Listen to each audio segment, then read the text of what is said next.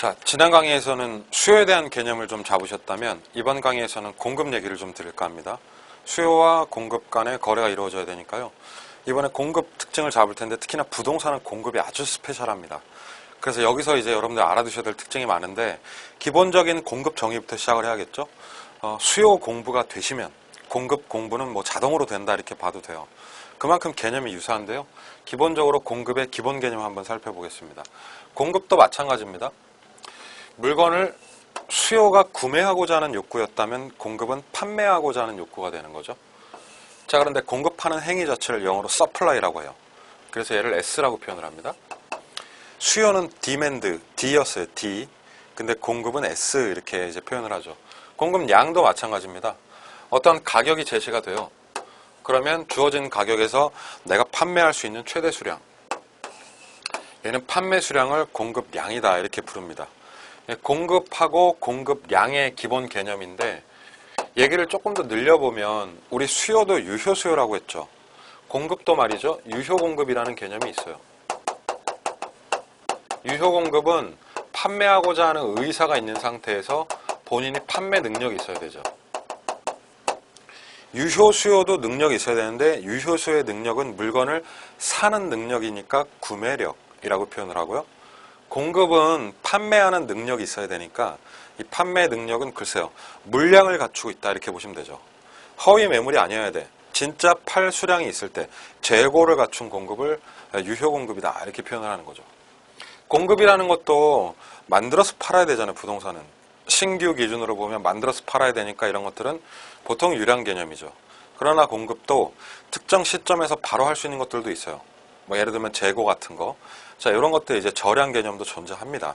그 얘기는 차차 뒤에서 배우시고요. 유량, 저량 나눠지는 거, 그리고 유효라는 말을 붙이는 거. 뭐 요 정도 보면 수요랑 개념이 비슷하다 이런 느낌이 있으시죠. 그렇죠? 그게 유효 부동산의 공급입니다. 판매에 대한 얘기를 하고 있으니까 판매 법칙이라는 것도 있죠. 자, 그걸 바로 공급 법칙이라고 표현을 할게요. 자, 공급 법칙은 우리가 조금 약합니다. 왜냐하면 물건을 사보시긴 하셨지만 팔아보신 적이 많지는 않죠. 이 판매 법칙은 그래서 조금 낯서실 거예요. 연습을 좀 하시기 바랍니다. 쉽게 설명을 드리면 여러분들이 살고 계신 그 집을 시장에 내놓는다고 보시면 돼요. 우리들은요, 아파트를 사기도 하지만 수요자, 살던 집을 내놓기도 한다 그러면 공급자 역할도 하는 거죠, 시장에서. 그러니까 개인은 시장에서 수급 역할을 다 하는 게 부동산의 특징이에요. 그러니까 집을 내놓을 때의 법칙이다 이렇게 생각하시면 돼. 집값 오를 때 내놓으실래요? 떨어질 때 내놓으실래요? 집값 오를 때 내놔야죠. 그렇죠? 그러니까 기본 공급 법칙은 가격이 상승했을 때 비싸져야 팔아야 됩니다. 공급량이 증가한다. 방향 잡을게요. 가격이 플러스 됐을 때 공급이 늘어난다 이렇게 가시면 되죠. 그렇죠? 그럼 싸지면 가격이 하락하면 마이너스, 안 팔면 되지 뭐. 공급이 줄어드는 거죠. 플러스 마이너스 가는 거. 가격과 공급량이 같은 방향으로 움직이죠. 그래서 이제 이 관계를 정비례다라고 표현합니다. 같이 가니까 플러스 관계 해도 되죠. 그렇다면 정의 관계 해도 좋다. 관계?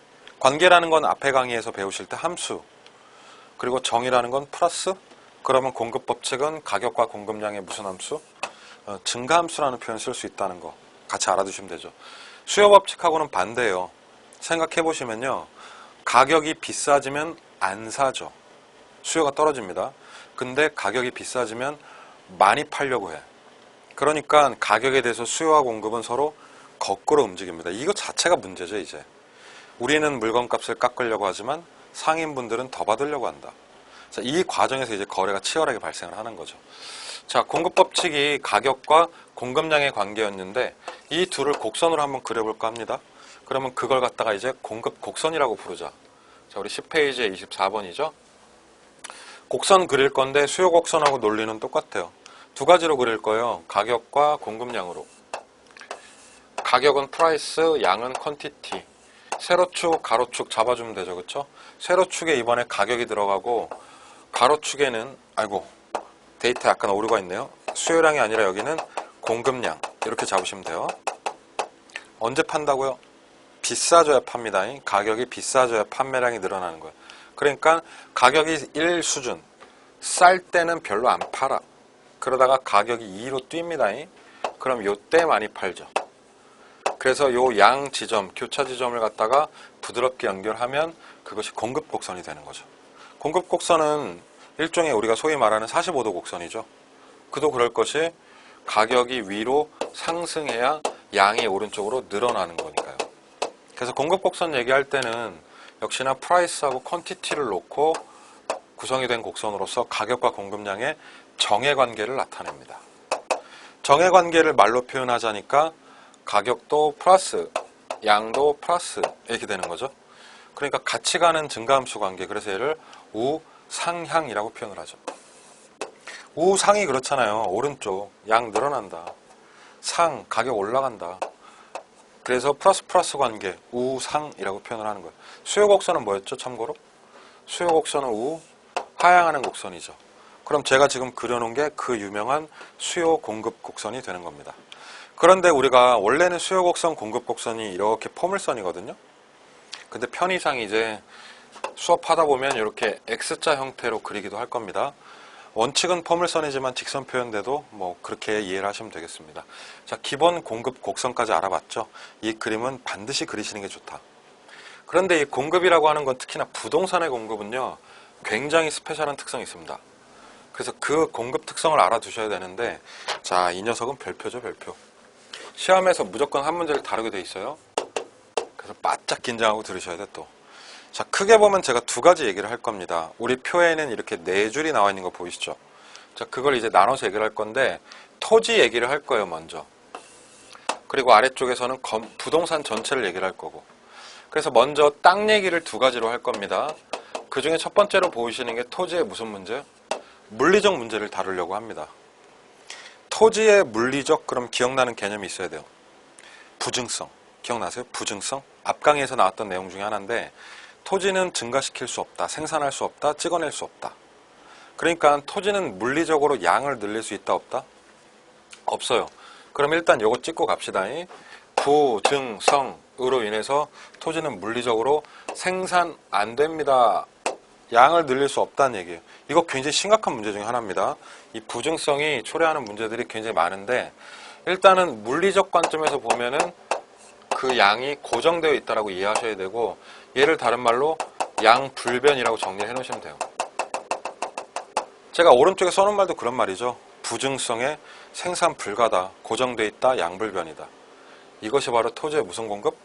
물리적이라는 거예요. 근데 다시 예전에 지난 강의에서 그런 얘기 한번 했었죠. 생산을 할 수는 없지만 택지가 아닌 땅을 택지로 바꿔서 쓸 수는 있다. 개간이나 매립이나 간척은 할 수 있다. 기억나시죠? 이런 건 가능해요. 근데 이게 부증성의 예외가 아니에요. 부증성은 생산이 안 된다는 얘기고, 간척 사업을 한다는 건 생산한다는 얘기가 아니라 기존에 있는 땅의 용도를 바꾸는 거잖아요. 그렇게 용도적 변경을 통한 공급이 가능하죠. 그것을 토지의 경제적 혹은 용도적 공급이라고 합니다. 이거 되나요? 된다니까요. 땅은 용도를 바꿀 수 있어. 왜? 용도가 다양하니까. 그래서 첫 번째로 우리가 봐야 될 포인트가, 토지는 기본적으로 인문적 특성으로서 뭐가 있다? 용도의 다양성이 있는 거예요. 그러니까 얘는 경제적 공급이 어때요? 가능하다는 거죠. 그렇죠? 자, 경제적 공급이라고 하는 건 결국 이용 행위를 변경해서 용도 전환 따위를 통해 가지고 용도적으로는 공급이 가능하다는 얘기가 되는 거죠. 이 이용 행위 변경에 그때 말씀드린 뭐 개간이랄까, 간척이랄까, 매립이랄까, 이런 게 포함이 되는 거죠. 그렇죠? 땅 정리는 두 가지를 정말 빡세게 하셔야 됩니다. 물리적으로는 양불변의 부증성이고요. 경제적 관점에서는 공급이 된다까지 얘기를 한 거죠. 자, 토지 얘기를 했다면 이제는 부동산을 퉁쳐서 얘기를 할게요. 부동산은 땅도 있지만 집도 있다. 토지와 주택 얘기 동시에 할게요. 주택 공급은 됩니까? 생산돼요, 주택? 되지. 찍어낼 수 있어요, 집은. 그러니까 부동산이라고 하면 물리적 공급이 되는 게 있습니다, 확실히. 주택이 그렇다는 얘기겠죠. 그래서 부동산은 어떻게 나누냐면 시기적으로 나눌 거예요. 그래서 첫 번째, 단기 얘기를 좀 할 겁니다. 그리고 이거 자체가 별표예요. 얘를 조금 더 잘 이해하시려면 신축 공급을 한다라는 걸 가정을 하는 게 더 좋겠죠? 새로 만들어서 아파트를 공급을 할 건데, 워낙 이 단기라는 타이밍은요, 신규 공급이 이루어질 수 없을 정도의 짧은 기간이에요. 그래서 보통 얘는 1년 미만의 기간을 단기라고 합니다. 여러분 1년 미만 동안에 12개월 안에 계획을 짜서 땅을 사고 노동력과 자본력을 끌어모아서 집을 짓고 완공할 수 있을까? 불가능하다 이거. 단기라는 기간 동안에는 신축 자체는 아예 불가해요.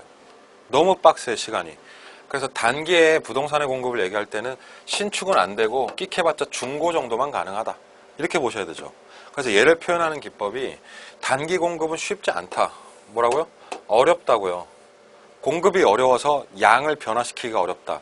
그걸 이제 앞으로 우리가 비탄력이라고 부를 겁니다. 단기 어려움 이퀄 비탄력. 비탄력은 본질적인 뜻이 뭐냐면 양 변화가 거의 없다라는 거죠. 자, 이게 포인트예요, 이론에. 단기는 비탄력이다라고 얘기를 할 거거든요.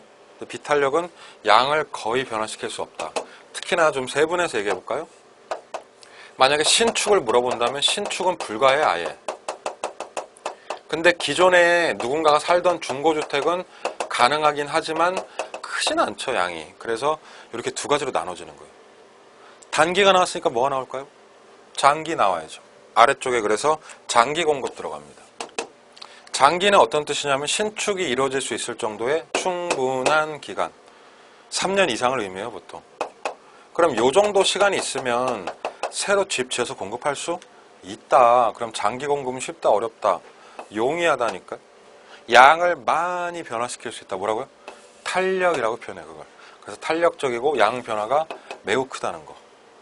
자, 결론적으로 여러 개의 중요한 얘기들이 나옵니다. 첫 번째, 공급은 단기 비탄력. 두 번째, 장기 탄력.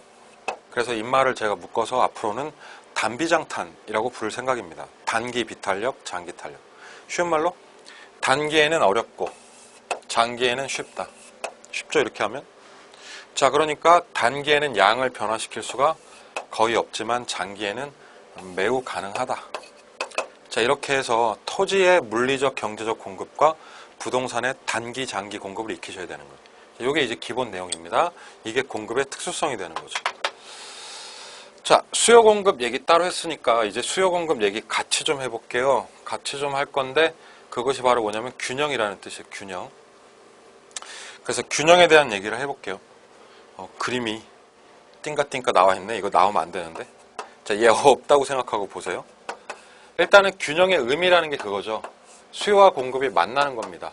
만났을 때 그 수요량과 공급량이 서로 합치되는 지점을 균형이라고 합니다.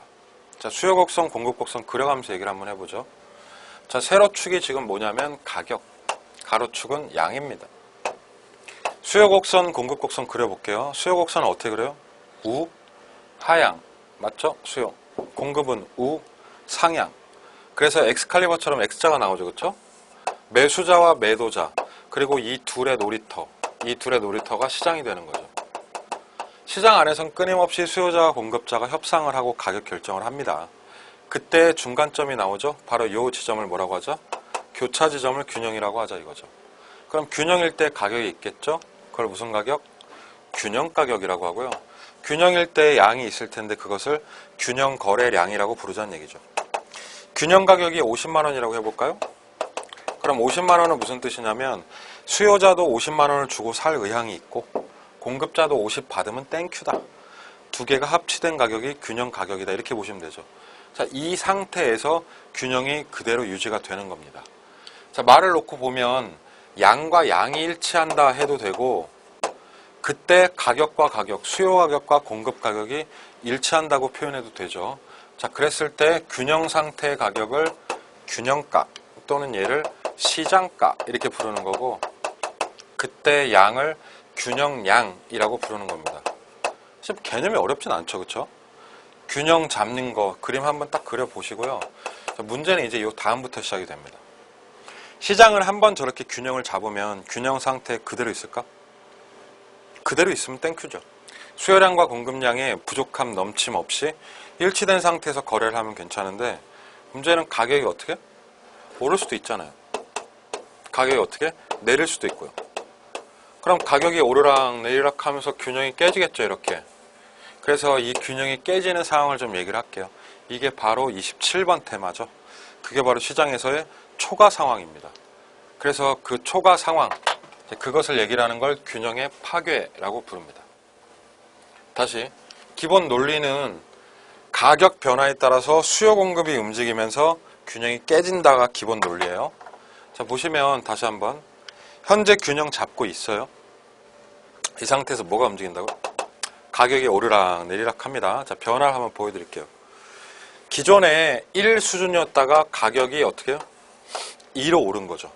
비싸진 거예요. 비싸지면은 수요 법칙, 공급 법칙 나타나겠죠. 자, 비싸지면 어떤 일이 벌어지냐면 그림상에서 보시면 쫑쫑쫑쫑 가다가 얘랑 만난다, 얘랑. 얘가 무슨 곡선인데? 얘 수요 곡선이거든, 지금. 그럼 균형에서 비싸지니까 수요 곡선과 만나면서 여기에 수요량이 내려오는 거예요. 그러니까 수요량은 어떻게 된다? 비싸지니까 줄어들었네. 그럼 공급은 쫑쫑쫑쫑 가다가 요 지점에서 공급 곡선과 만나면서 공급량이 여기로 떨어지죠. 그럼 공급은 어떻게 돼요? 늘어나네. 그렇잖아요. 가격이 비싸지면 사는 사람은 줄어들고 판매하는 자만 늘어난다.